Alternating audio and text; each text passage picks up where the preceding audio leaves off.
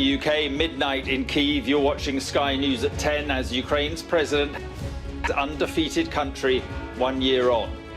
Indomitable, Zelenskyy tells his people as he says Ukraine will win this year and rejects negotiations with Putin.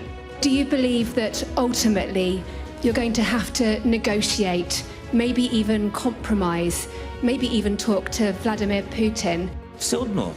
The Russians don't care. And seeing the world this way, do you think we Ukrainians can sit and negotiate with all of this? We see the war's consequences across this country and beyond, the hundreds of thousands or injured. A minute of silence in memory of the victims of the aggression.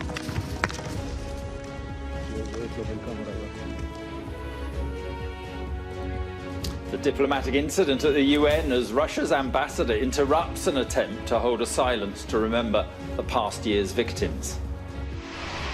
And solidarity with Ukraine in the UK as the Prime Minister, a minute's silence. Also on Sky News at 10 tonight, how King Charles was close to being deployed by Downing Street in the final push for a Brexit deal over Northern Ireland. I want to prove I am not all mouth and trousers. Sir Rod Stewart makes good on the promise he made on Sky News, paying for a day of scans at his local hospital. And we'll take a first look at tomorrow's front pages in our press preview from 10:40.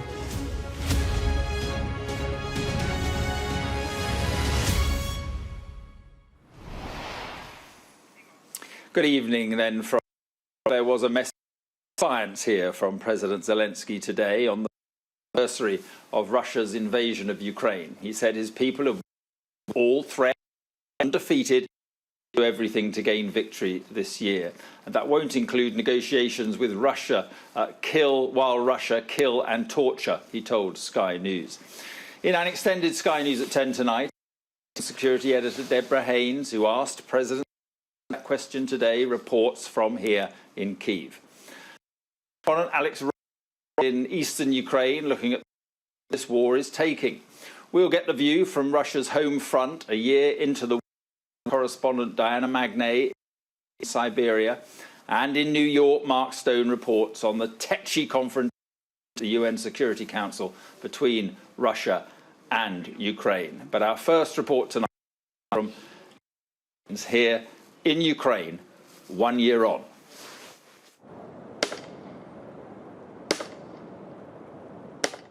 Commemoration, not celebration. Ukraine marks 1 year of war by honouring those who died to keep this country free. The president Russia wanted to topple, still in charge. Я хочу сказати усім вам, хто б'ється за Україну і хто живе Україною. Я хочу сказати, я пишаюся вами. A nation hurting, but defiant. In the town of Bucha, where a mass grave was found, the pain runs deep. Russia's brief occupation here has left permanent scars. Вона має закінчитися, бо хлопці, що вони чого лягли? Лягли, щоб війна закінчилась, щоб був мир. This memorial wall in Kyiv is a reminder that Ukraine has actually been under attack since 2014. That's when Russia first invaded and annexed Crimea. It became a frozen conflict, at times all but forgotten by many in the West.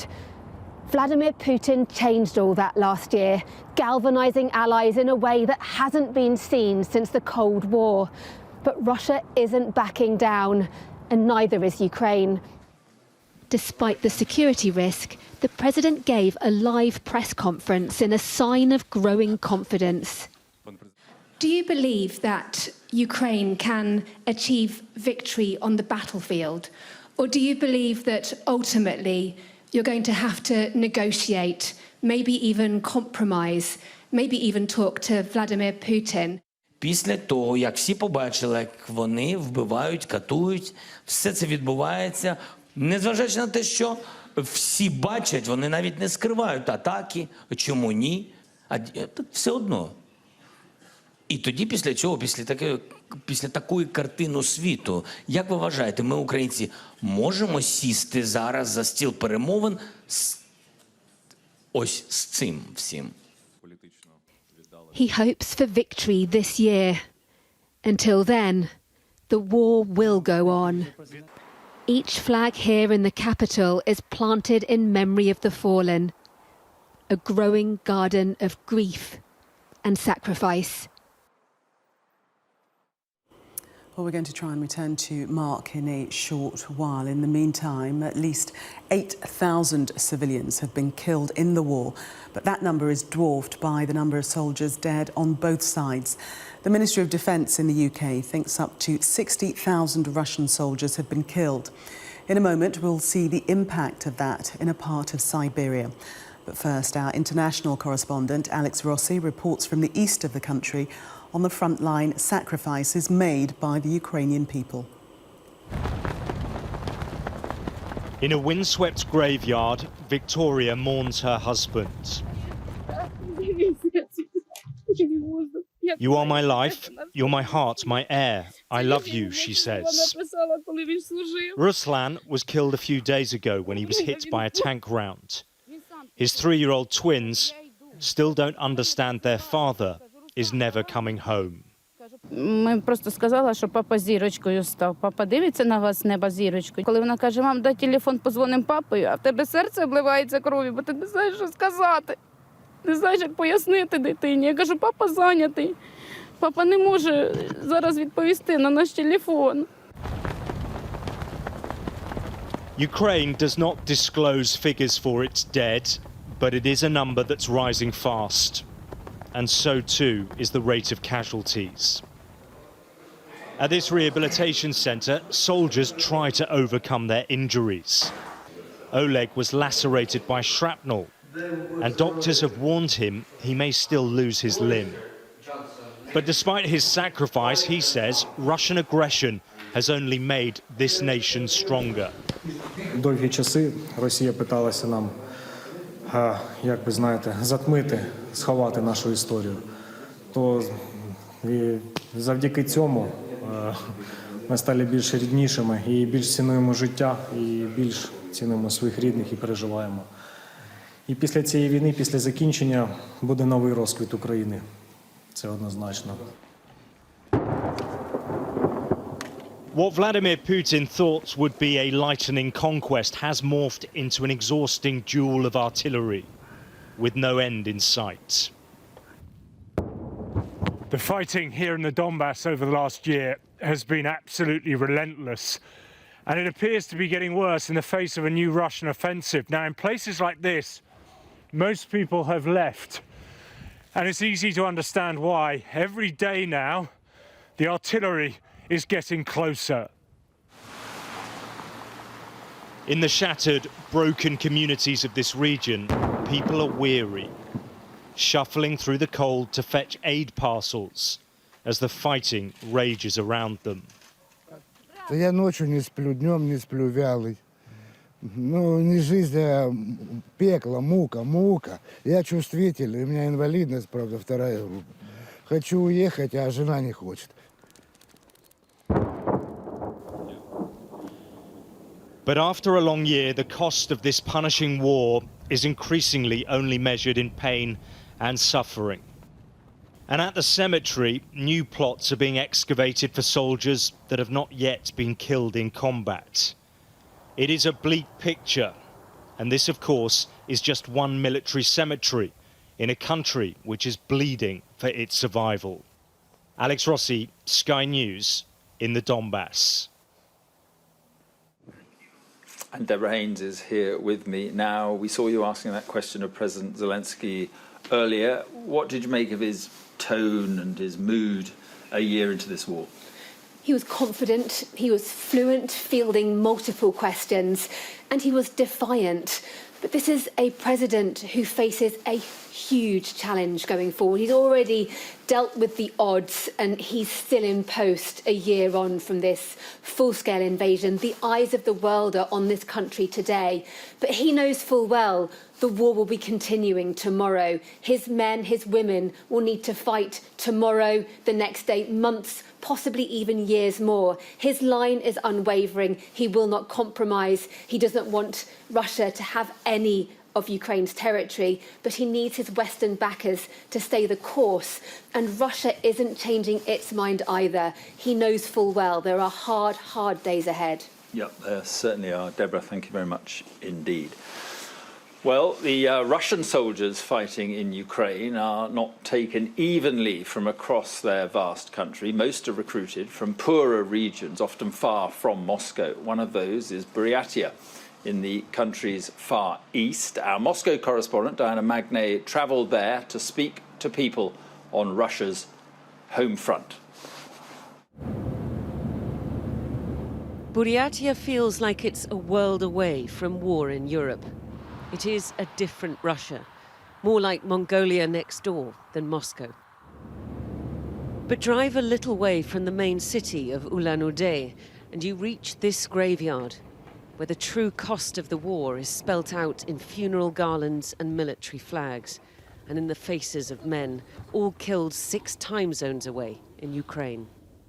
Vladislav Kokorin, he was 20 years old and he died on the second day of the war, on the 25th of February. Russia's been so reluctant to talk about their casualties, and you don't see these kinds of scenes on Russian state TV. But there have been so many killed already in this 1 year of fighting, and it doesn't look like it's going to end anytime soon. Though the numbers are hard to verify, Buryatia has one of the highest casualty counts of any Russian region.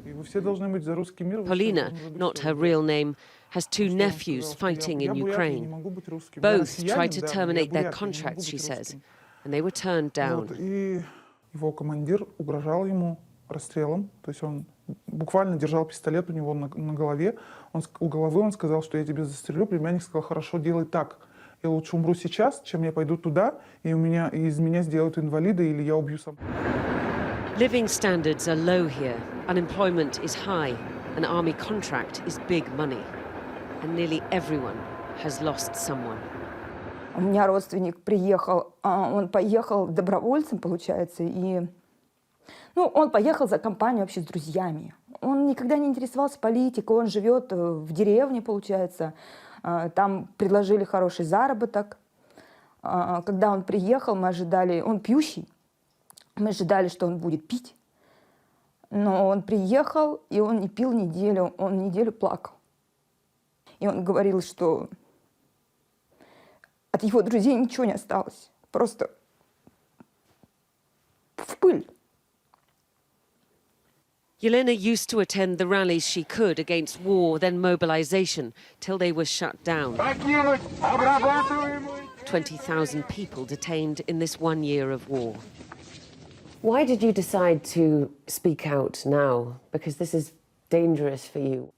Ну и как бы мы будем дальше молчать. А как потом жить в такой стране? Как жить потом в такой обстановке?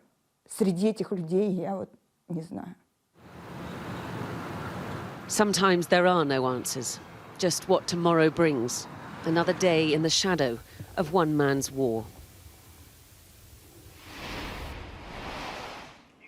And Diana joins me from Moscow. And Diana, a real contrast today, at least between Volodymyr Zelenskyy, front and centre of his nation's marking of the anniversary, and Vladimir Putin, frankly, nowhere to be seen. That's very true, but Vladimir Putin was all over the nation and the world's television screens when President Biden did his European tour. Perhaps not on the first day when he arrived in Kyiv, but certainly when he was in Warsaw.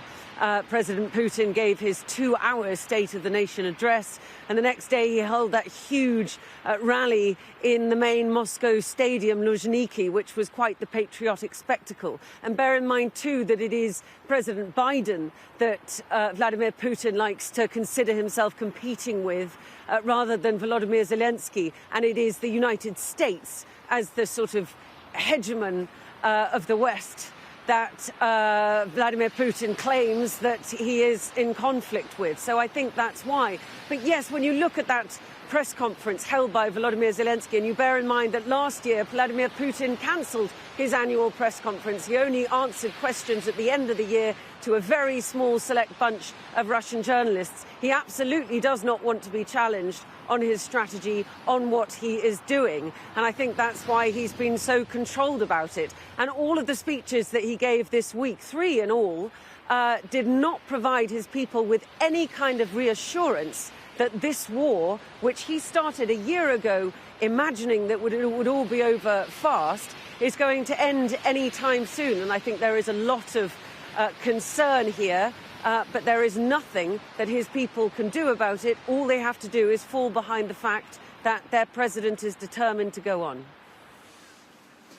OK, Diana, thank you very much. Well, diplomacy has often felt sidelined during the war, gridlocked by the combined power of Russia and China in institutions like the UN. At the United Nations today, the Security Council saw testy exchanges after the Ukrainian foreign minister called for a minute's silence for the past year's victims. That was interrupted by Russia's ambassador. Our US correspondent Mark Stone reports on the world view of the war, a world which is far from united. The Security Council is called to order. In the Security Council chamber, Ukraine's foreign minister wanted to remember the cost of the past year, the cost of Russia's invasion. I kindly ask everyone to observe a minute of silence in memory of the victims of the aggression. But Russia's representative here interrupted the silence. He had another idea. Starting in 2014, all of those who perished, all lives are priceless, and that is why we're rising to honor the memory of them all.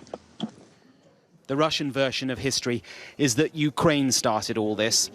The minute silence resumed, he had successfully seized the moment. They were in this chamber a year ago exactly when Vladimir Putin in Moscow chose to announce his move on Ukraine. It represented a total rejection of this chamber, this institution, and the global order it tries to preserve. And this anniversary was a chance to count the cost. Putin cannot, must not win in Ukraine.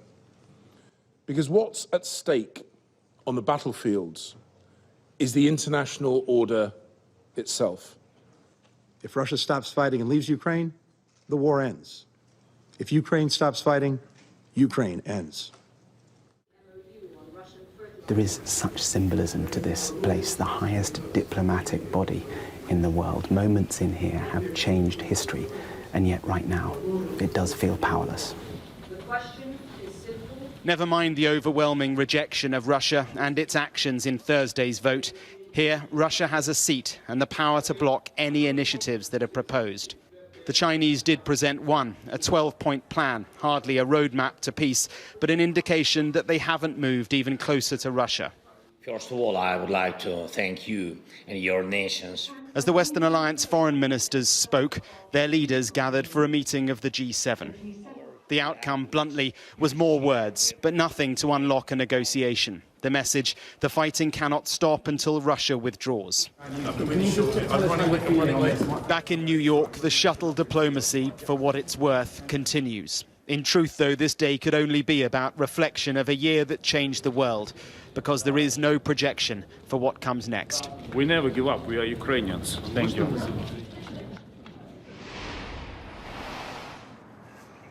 Straight to New York then. And Mark, the reality is diplomacy is a bit of a sideshow at the moment. Yeah, that's an obvious and depressing conclusion to come to, Mark. What I would say, though, against that is that it is calm, careful diplomacy among Western and allied nations that has allowed for a remarkable level of unity against Russia to be maintained. Countries across the world demonstrated yesterday and again today that they are largely united against what Russia has done, and that is despite an extraordinary disinformation campaign by the Russians over the course of the past year. Here at the United Nations, in capitals across the world, Russian diplomats trying to prize other countries away and bring them towards the Russian position. That has not worked. But ultimately, what can this place do? What can this global world order that the UN represents do to change the position on the battlefield? The answer is nothing. And the reason simply is because of the construct of the United Nations, because Russia has a seat at that table, because it has the power of veto. Until that mechanism changes, and there's no mechanism that allows it to change, then nothing will change. I spoke this afternoon, to the Russian deputy ambassador inside that building. He wouldn't appear on camera, but I spoke to him off camera, and he said to me quite clearly that the Russians are not going to pull back. The only thing that would change what is happening on the ground right now amounts to a capitulation by the Ukrainians, and of course the Ukrainians will not do that. Mark, in New York, thank you very much indeed. Well, from the moment of the invasion, the United Kingdom positioned itself as one of Ukraine's staunchest allies, whether providing homes for Ukrainian refugees, sending aid to those who stayed behind, or leading the push to supply the country with ever more powerful weapons. Today, that solidarity was on full show. Sky's Inzamam Rashid reports now on how the UK paid tribute. At 11 o'clock, a minute's silence. Not for wars gone by, but for a war of our time. It was less remembrance, more solidarity for a country that's faced a year of brutal aggression. Prime Ministers past and present paid their respects as Ukrainians who now call Britain home prayed for an end to this conflict. In the city of Bradford, we met Olga, forced to leave her family and friends. She's now been living here for 8 months. For many like her, it's been a year of pain. It was a year of loss. It was a year when you lost your home, your friends, your life. And all of us try to find another place for live, another friends, another people who can support us. So it's 1 year of our fight. And giving up simply isn't an option for the Ukrainian community with a deep history in Bradford. Here, hope and strength over the last 12 months has been needed more than ever. These are Yana's most recent memories of Ukraine, as she fled with her family, bombed buildings on their route out. There's no clearer reminder of war. One half of your mind living in Ukraine every day. She's been here now since August last year. She wants nothing less than to return home. One day you're just like this. You didn't prepare yourself to all this, and when you go in, you don't know where to go in. You don't know what's waiting you next day, and where you will be next day, and how you will survive this day. Give them courage and resilience in battle. To make that happen, Ukraine needs help, something Britain has been providing since day one of this war. Today, military recruits receive training in the southeast, even on this commemorative day. Perhaps a sign there may be more anniversaries to come. Inzamam Rashid, Sky News, Bradford. I'll be back a little later in the programme, but now let's go back to Gillian in London. Mark, thank you. Sky News has learned that King Charles was being lined up to play a key ceremonial role in the final stages of negotiations with the EU over Northern Ireland. The monarch had been due to meet the European Commission's Ursula von der Leyen tomorrow, with the signing of a new Brexit deal expected imminently. Well, our Deputy Political Editor, Sam Coates, is in Downing Street for us tonight. And Sam, the meeting has now been abandoned. But just how controversial would it have been had it taken place? Well, if tomorrow's meeting between Ursula von der Leyen and King Charles III had taken place, well, one royal official who's no longer working for the palace said it would have been deeply misguided. Another senior Whitehall official who now works at the Institute for Government said it would have actually profoundly changed the rule of King Charles III. And here's why, Gillian. All this week on Sky News, we've been reporting that a Brexit deal to do with Northern Ireland has been getting closer and closer. It's now hours, if not just a day or two, away. And even though Number 10 has kept the details under wraps, we've been giving you some of the bare bones of what's likely to be agreed. And it's very controversial. There are Tory Brexiteers, there are many in the Democratic Unionist and other Unionist parties in Northern Ireland who are likely to come out in opposition of this deal. It's going to cause division. And yet here we had the King meeting effectively the chief negotiator of the rival team as part of this process tomorrow, which would have conferred an element, as it were, of sort of royal blessing on what was going. And of course, King Charles wouldn't have been taking part in negotiations, but just those pictures on TV of Charles meeting Ursula von der Leyen would have suggested that there was royal approval for what was going on. Yet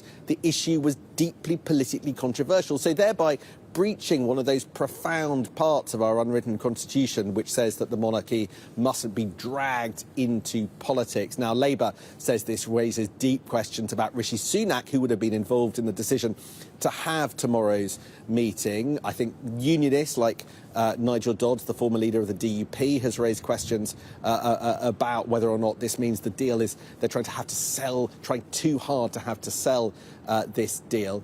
I don't think tonight's revelation by Sky News has made the job for Number 10 any easier in the coming days. OK, Sam, thank you. Police in Northern Ireland have confirmed the shooting of a police officer is terrorist-related, and the main line of inquiry is the new IRA. Detective Chief Inspector John Caldwell was shot multiple times in Omagh on Wednesday night in front of his young son and remains critically ill. Our Ireland correspondent Stephen Murphy reports from Omagh. Politics and policing united. It's a rare sight in a dark time. Northern Ireland's 5 main parties together to support the Chief Constable and his wounded colleague, John Caldwell. John remains in hospital where he is critically ill and heavily sedated. Last night I had the chance to speak to John's wife and his son. They are clearly heavily affected by what they've gone through, but want to pass on their thanks both to the people that rendered first aid and care at the scene, but also in terms of the outpouring of support from across the community. The First Minister-designate hailed a political unity so often lacking here. It is so important in moments like this that we stand united, and we do stand here united as one voice in our condemnation against this horrific attack on a police officer. There was a passionate denunciation of violence from one leading unionist.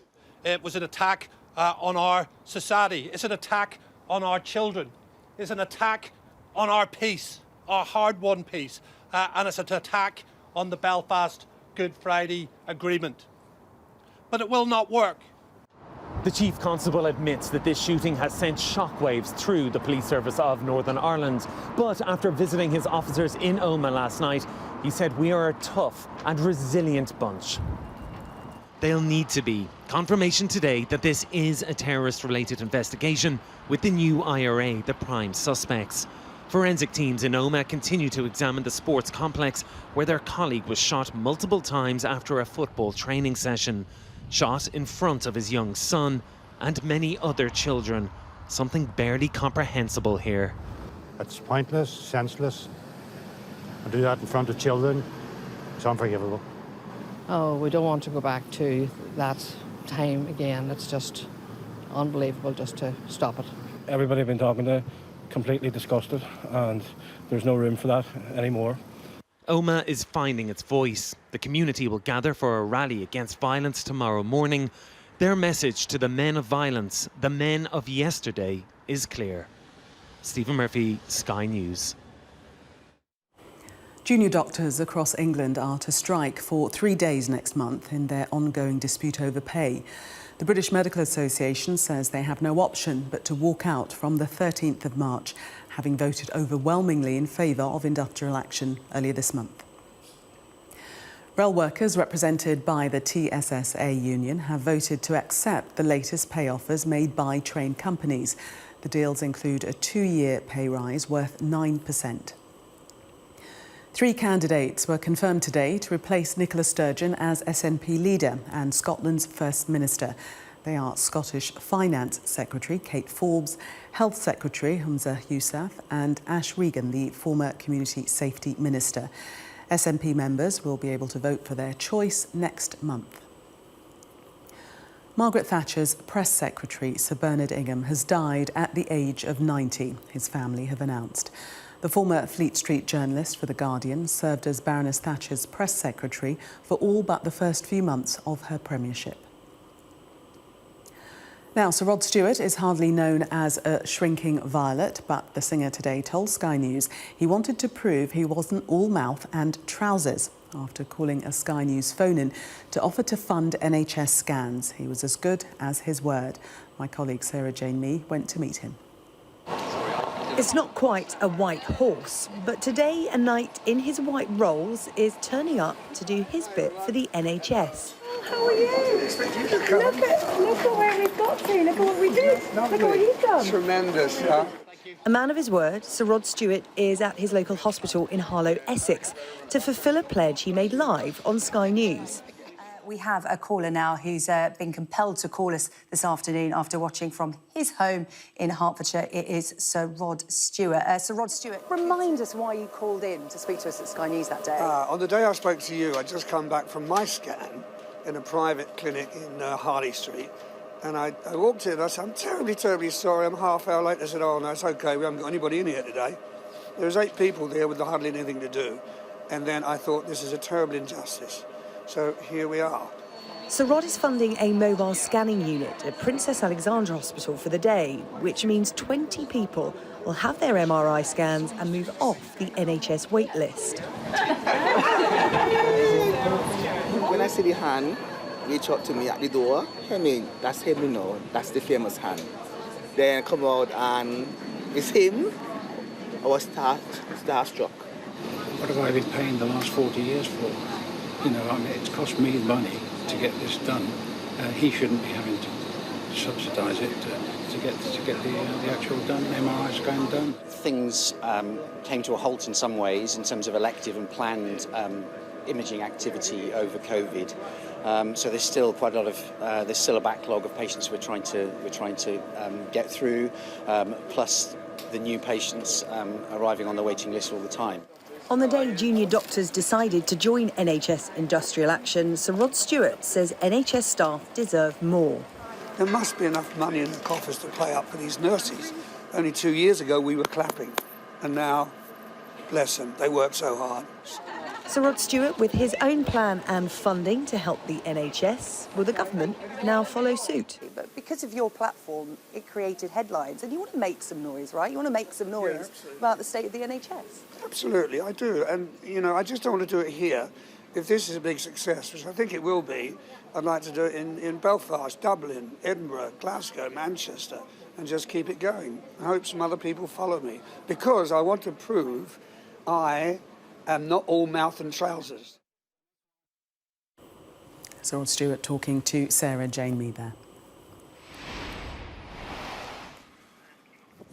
Now, we've been hearing tonight about the vast injustice done to so many ordinary people across Ukraine. One of the darkest names in this war is Bucha, the scene of a massacre in its early days. Bucha was also the home of Tetiana Sichkar, a 46-year-old mother, until she was shot dead while with her daughter. I spoke to her daughter, also called Tetiana, who says her mother was just one more victim of Russian war crimes.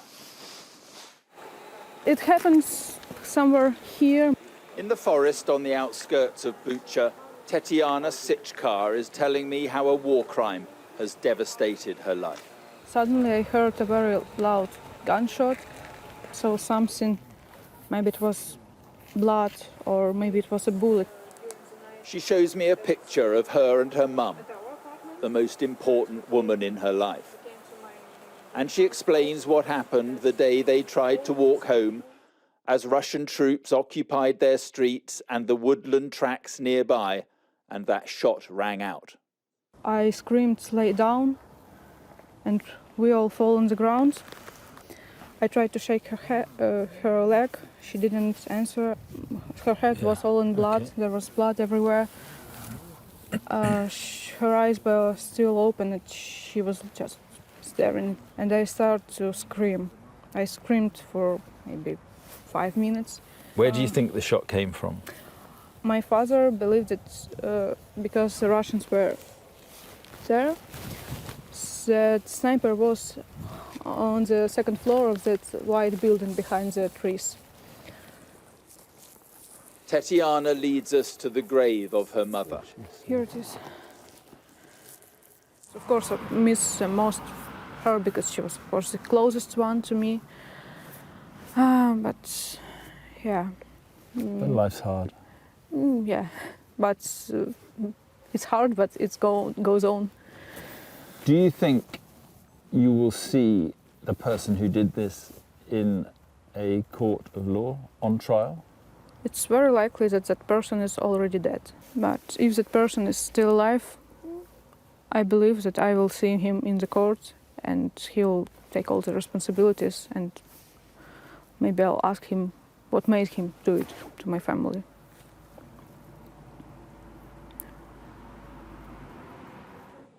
So now she is pursuing justice.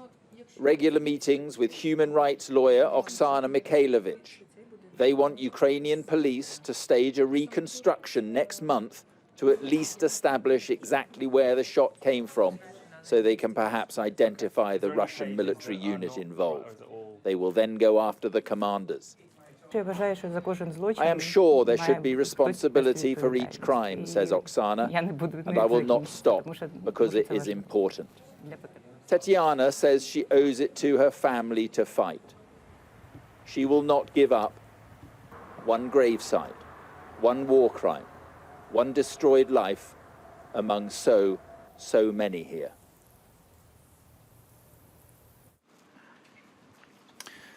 Now, President Zelenskyy was asked at his news conference today what was his darkest day of the war so far. He said it was the day he went to Bucha, and he said this: it was like the devil had appeared on earth. The words of President Zelenskyy a year into this invasion.